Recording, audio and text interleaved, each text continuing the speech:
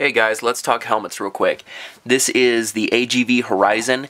This is one that you guys have asked a couple times about in the project. When I first got it and you first saw it, it was about a year ago. We were doing the Ducati rides. At that time, this was a pretty new helmet and no one really knew much about it. Granted, AGV had the Skyline out, which was really similar, but no one had really tested these out. No one had really used them. I ended up getting it, kind of throwing my hat into the ring.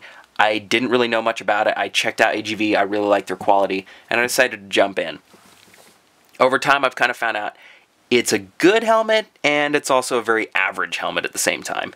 Now, first, you want to think about price. It's about $360, I want to say. It's fairly expensive. I do tend to like this price range of helmets. I would say my favorite would probably be maybe in the $200 range. There are some great ones out there now for under that price. You can get like an Icon Alliance. That's really cool. AGV makes the K3. They have really nice interior materials, and that's really what sells me on a lot of those ones. I have had cheaper helmets, more like helmet, where it's basically styrofoam on the inside, and it's just bigger and bulkier to get the same amount of protection. It's heavier for the size. It's just less awesome to use, and if you're really putting in serious miles and you're doing it all the time, why not get something you like and is comfortable? For this one, I wanted something that would be really wind resistant, really quiet, and it would be very comfortable on long trips, because at the time we were planning doing that Ducati one, I wanted to have something that would be nice and variable, that would be able to handle different conditions, and I wouldn't have to sit there cursing it, you know, getting irritated at maybe the fit or the way it shook around on my head, or maybe the weight, the size, any of those things. I wanted something that would pretty much be squared away from the factory. Now keep in mind, this is one that I've customized. The stuff you'll notice on it are kind of the stickers. This visor did not originally come with it. It normally comes with the clear. You also see the communication system in there. I think that's about it on this one. I haven't had to do much else. First up, the visors. For me, having something that's a quick change visor on a helmet is really awesome. I've used dual sport helmets in the past. It really pisses me off having to take out a penny and like unscrew it and change it out. Personally, I love iridium. I like people not being able to see my eyes where I'm looking at a stoplight. It's just awkward, and it kind of gets rid of the whole badass biker thing. You know, I think one of the cool things about being a biker is just being anonymous and having a cool helmet on and not having to look people in the eye, and you know, they can't see you pick your nose. All they see is your glove going into the helmet and doing something mysterious. They just assume you're smoking or something. Totally awesome. But nope, you're picking your nose. This whole thing, really cool, also super expensive. This shield, and you can tell at the beginning, if you look in the Ducati video, I didn't actually have it. I had the clear one on. Really expensive. 70 bucks or so for the iridium ones. I want to say it's like 50 or 60 just for the tinted ones. That's crap, man. For something that's basically replaceable, I mean, you're going to scratch these up no matter what. If you look in person, you can see this clear as day. I'm hoping in the yeah, you can kind of see it there. That's bad. It does get in the way. But guess what? For 70 bucks, I think I can live with it, because I'm just going to end up scratching it again. This is expensive, but I do prefer it to the clear. I like not having to make eye contact with people at stoplights. I like just being anonymous, all that stuff. Now, the other cool thing about this, I'm going to go ahead and pop this off. I love having quick change because it means you can have a clear visor with you. You know, if you go to a girl's house and you end up leaving at, I don't know, 3 a.m. and you're downtown, you're not stuck with a colored mirror tinted shield. That's kind of nice, and it's also a lesson I learned from experience. That night I was like, hey, my system's dicked. I got to get a clear shield on there. So I ended up looking for another helmet where I'd just be able to swap it out. It started out in the cheaper price point, and then I just decided if I was going to get another helmet, why not get something that, you know, hits every base, kind of does everything pretty well. Now, competitors to this, they're freaking dime a dozen. Everyone's making all kinds of helmets now. The ones I personally loved are the Shoei Air GT Journey, whatever stupid long-ass name that has. The blue and white color scheme, freaking awesome. It would look great on a CBR, one of the new like 1,000 special editions. It'd just be totally ass-kickingly awesome. Love that thing. The thing that really dissuaded me from it is, one, the price. It's 600 bucks. Keep in mind, a helmet kind of has a different idea behind it. I'm okay with maybe going up to $600 on a leather jacket that I'm going to have for, you know, another 50 years if I live long enough in it, because I can stitch it up, I can fix it after an accident. All these different things kind of add, you know, the allure of cool to it. But you can't really do that with a helmet. You know, if I take a digger in this and I go straight head first into the pavement, I can't just like resection it and glue in some more EPS foam and then call it a day. That doesn't happen. It's pretty much one-off disposable. So you're buying a $600 crash buffer that you may end up having to toss. That sucks. What else is there? I think the Cymax, I personally don't like the modular helmets, and honestly it's not even a function thing, because I'm kind of the one who turned on Nothing Fancy to him. He kept, you know, complaining about how all the full face ones would get in the way and he wanted to use straws. I was like, just get a modular one. But honestly, I hate how anytime you use it, your face is always like kind of chipmunked out on it and you just look ridiculous. I just can't do it, and it's so much of a kind of retiree on a Beamer. As a young guy, I just can't get into it in its pure style at that point. I would just feel stupid. Also, weight. I don't really like those, and I like stuff that's quiet, because I just like having a quiet helmet. I like saving my hearing, and I like being able to hear stuff well, instead of just, you know, like it's not the freaking second movie of Crank. Anyway, I love that, and I keep thinking about that for some reason whenever I'm riding. I'm like, yeah, the cell phone scene when he calls Amy Smart, who I still think is quite attractive. Anyways, this whole setup is really nice. I'm not even going to go over all the different competitors for it, because you can find them on your own. There are all kinds. For 365 bucks, you can find some that'll do this same thing just as well, better, I'm sure. There are all kinds of different things. I personally like AGV because they're kind of weird. It's not something you see around all the time. I seem to see a lot of older riders rocking their Show Eyes and Arise. I don't like the Arise series. They tend to have really 90s squared off helmets. And they tend to really just look old-fashioned and not as aerodynamic. I want something that's really nice, doesn't really, you know, just clean aerodynamically, something really nice and that can block off wind. I think Arai is kind of working on their next generation of stuff. Also, their price point is just a little too high for me. This one was stretching it as is, you know, $360 for a helmet plus 60 bucks for a face shield after a couple months of riding around in the clear one. It's a bit much. If I could go back in time, I would probably just do something like a K3 or an Icon Alliance, get like a $25, $40 shield in the same color, and then call it a day. Because ultimately, I haven't used the interior Sunshield as much as I thought, and the rest of the stuff that this thing kind of bills is making it a premium helmet. It's kind of esoteric most of the time. Now, the stuff that is awesome about it, the design features on it, it's just beautiful. It's a great looking helmet. They have an awesome finish. You can tell all the different stuff that they use is generally pretty good on the outside. This is, I think, a carbon fiberglass mix, kind of a funky weave on there. You can tell I've thrown a couple of my own stickers on it. This is ECE and DOT certified. This is an XL because my giant space helmet sized head. It's got really nice stuff. The interior on it I really do love. All this material, not very face hair grabby if you're a guy and you're accustomed to these kind of ripping your face hairs out all the time. Beard hairs, tiny beard hairs, whatever you want to call it. You don't have to worry about that. This stuff is really microfibery. It's easy to take out and it assembles really cleanly again. You kind of jam it back up into the liner. It vents really well, and I think that's what the biggest difference is between this and the next one down. You can save about $70 by going to the AGV Skyline. It's pretty much the same helmet, except it gets rid of this GP-inspired, you know, venting system. It sounds like it would be ridiculous. It sounds hokey. When you open these up, you can really notice it sucking it in, and you kind of have this mohawk up here in the top of really nice, cool air going through. You'll notice that when you sweat, you kind of feel like you just got out of the shower and you're going for a ride. It's really cool. The mouth one especially works very well. These entire things just gulp in air. They seal it off pretty well too in the winter. As a cold weather helmet, this is pretty good. It doesn't really flow enough for fogging protection. You're going to have to do some anti-fog magic on your own. I think they now have anti-fog helmets for all these different shields, which is pretty cool, or anti-fog shields. Again, that probably adds another $20 on top of what I'm assuming is already $60 to $70 for that, so be prepared to pay out the ass for it. But you can always do it on your own. This one I have applied anti-fog to. It is sort of effective, not really. Down into like the, you know, 20s, high teens. You're going to fog no matter what if you're at a stop. That's just the way it works around here. I haven't found a way around it. In the 30s, pretty good. You only have to crack it if you're maybe at a super long stoplight. 40s and up, I haven't really noticed an issue. I tend to wear a neck gaiter under here, so I'll have like, you know, something underneath, and then I'll just breathe into that, and then I can kind of open up all these flowing things and just dump air into it. That's really nice. The interior quality, the exterior quality, I love.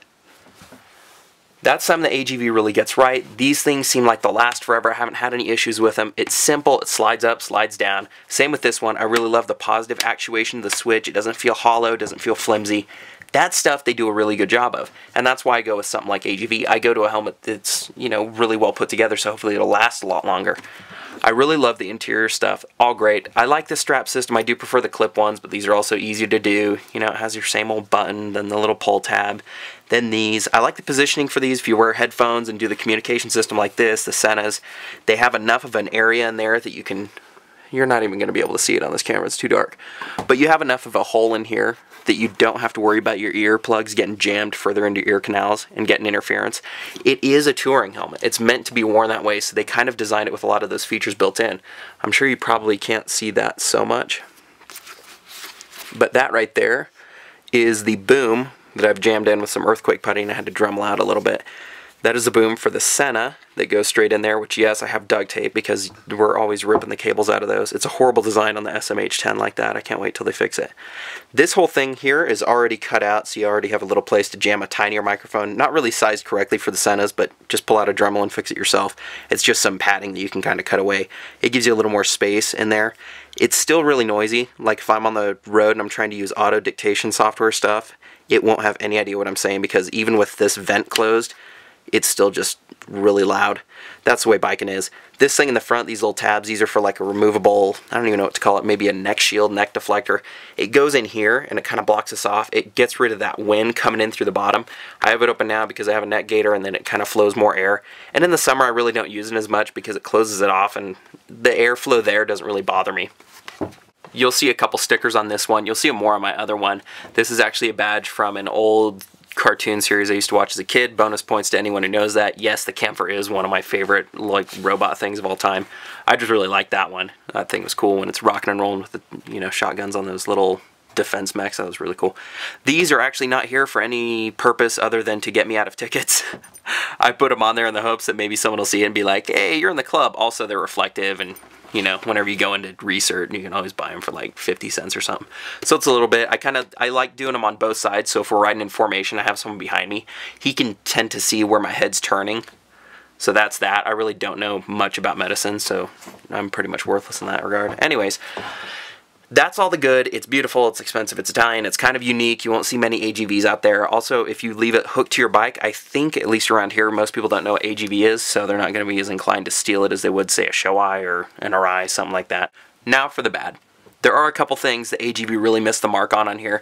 I'm going to say first is this system here. This is just a little retainer thing that interacts with these lugs on the shield.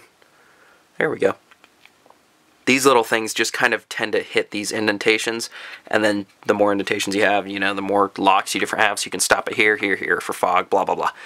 A lot of people do systems like that. I think this would be a fair system on something that's cheaper, say like a $150 K3. That I can understand. It's, you know, a more entry-level helmet. You're expected to have to replace things on it if you happen to have it that long without destroying it. On a $400 helmet, I'm a little less jazzed about it. It seems kind of crappy, to be honest with you. I've already worn through 2 pairs of these. When you get the helmet, they give you, I think, 3 different versions of it. There's like a race one that only has 2 indentations. It's like open and closed, and then whatever this green one is. Luckily, if you're obsessive about everything matching, you don't really have to worry about it if you have a, you know, an iridium shield right here. If not, you're going to be looking at this for a long time. It's going to drive you crazy. Also, I can't figure out what this stuff is. This is like reflective tape that they put on, which I guess just kind of goes under your clear visor. Remember, it comes with a clear one. So maybe it's, I don't know, it seems like it's kind of shimmery and reflective, but when you shine really bright lights on it, you don't tend to notice it. See, it's, I can't tell. It's like a sparkly Lisa Frank gloss. I can't figure out what it is. I'm assuming they're putting it there to hide some kind of manufacturing thing underneath. So that kind of sucks. This is cool. You can tighten that up. You can tighten that up. All this is just kind of like plastic tensiony parts that wear out fairly quickly. These have really been pissing me off as of late as well, because I just put this pair on about not even 2 weeks ago, and this shield is already blowing up when I'm at speed. Today when I was in a ride and I made like a little look, it just went, you know, starts opening up a little bit, and then you have this huge thing just blasting rain and air into my eyes. Kind of irritating. Again, $150 helmet, I get it, comes with the territory. $360 for a super touring helmet, not really my style, not really excited about it. So this stuff, I'm not sure how long it holds up. You can always make the argument that, hey, it's a helmet, you're not supposed to have it forever. Again, I've only had it for a year and I've already worn through 2 pairs of these. Maybe other guys aren't like that. Maybe they aren't, you know, wearing through them as often. And I know you can replace them pretty easy. It's like $6. I'm not sure if you get $6 and you get your pick of whichever ones you like and maybe get like 3 sets of them. I think, and if I had to guess, you probably just get the same ones that come with it. So you'll have like a pair of the race ones and a pair of the urban ones or whatever stupid names they assign to them. They're just different notches and stops. When they work and they're brand new, it works pretty well. Again, these are pretty new and I'm still having issues sealing. I can't tell. This liner right here looks like it's kind of creeping up on me. I can't figure it out. Now, if you're looking at a helmet like this, you really like the interior Sunshield, here's the stuff that AGV really got right on it. I'm saying it with the cadence of Tony from Mozilla. That's funny. So this whole thing, awesome. This is great, having a little interior Sunshield here. Personally, I would rather this come down a little bit more. I don't like the idea of like, you know, having my head in here and then my nose just like stick. It's like really all you can see. It's like a cyborg and just the only human part of him sticking out is a nose. Yeah, kind of looks weird. I don't know. I don't really like that as much. This is also a replacement because I dropped it about a month into having it on our big California tour. I put it on the Multistrada's mirrors. Or maybe it was a Hyperstrut, I think, because it has shorter little, like, cutesy urban ones. It fell off, scratched this. It ended up, it only hit here, oddly enough, and it had the face shield down. But somehow it broke whatever was in here. I don't know if it's when it came off the mirror, it, like, popped it from the inside. This system in here, I would love to take apart and show you. That way you could see how poorly done it is. But I'm afraid I'll just break it again. Turns out this thing just kind of goes in 2 tabs that face this way, 2 tabs, or 1 tab that goes this way, and it kind of just like slips in and locks, not very firmly. You can tend to pull it out, it kind of wanders around and does its own thing. I don't like that so much. It's an expensive helmet, and I really hate having to have this thing get caught up here. Sometimes it'll kind of like run up and you'll be trying to do it, and it'll get caught on the inside lip of something in here, and next thing you know, it's just sitting there. Other times I've been in the middle of a ride and it'll just start creeping down on its own, like it just wants to come hang out, and hey, I thought you needed some swing. Next thing you know, it's down. Hasn't deployed all the way. It'll usually just kind of come down about 1/4 of an inch max, so it'll be there. This helmet doesn't really have a lot of vision up here though. I think it's more for a protective thing. It's more of a sporty helmet. You won't have like the giant AX8 dual sport, you know, wall of glass where you can see everything, which I prefer riding on sport bikes in. I wouldn't really use this as much. I do like this in upright bikes. I've even used this on dirt bikes before. It flows air well enough. You just have to deal with scratch and everything. I didn't really have any other options at the time. So that's really not awesome, but luckily for them, they did get this fantastically right. Nothing Fancy's, whatever it is, HJC, Cymax, whatever stupidity they call that thing. His has his, like, drop-down visor thing back here, which is about the most obtuse place I can think of putting something on a motorcycle helmet. Because keep in mind, you're going to be actuating it while you're riding. Your right hand's going to be on the throttle, so you can't dick around with that. It's going to be on the left. This place is good because you can easily get it. You kind of have your peripheral senses here. You know where everything's going to go. You have your prior perception, so you can just reach left hand over. Okay, I found it there. Bam, it's done. It's down. As opposed to his, where it's all the way up here, and you're like reaching up. Okay, what do? I sweep it forward. Okay, then it's come back, you start up here, and then press, and it automatically retracts back. Maybe you can train yourself to like that. I just don't like the idea of doing like this monkey imitation of reaching your hand all the way to the top and like hunting. Just freaking put it somewhere useful. The downside to this is I think there may be an issue over time because you'll have unequal pressure applied. You know, you're kind of doing both of these at once. You're only pushing on this side. This side has nothing to go on in order to get it moving. But it works. Who knows how long that'll work for. By the end, you'll probably end up wrecking with it anyways and smacking it, or, you know, maybe running it through TSA, they'll break it for you. I already talked about the vents. The vents are awesome. They're great. I think that's the biggest difference between this and the Skyline. At the time, I did look it up, and back then, no one really knew much about it.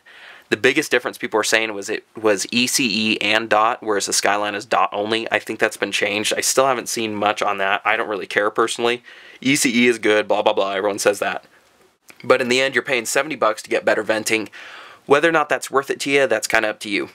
Comfort on it's pretty awesome. It is fairly light for what it is.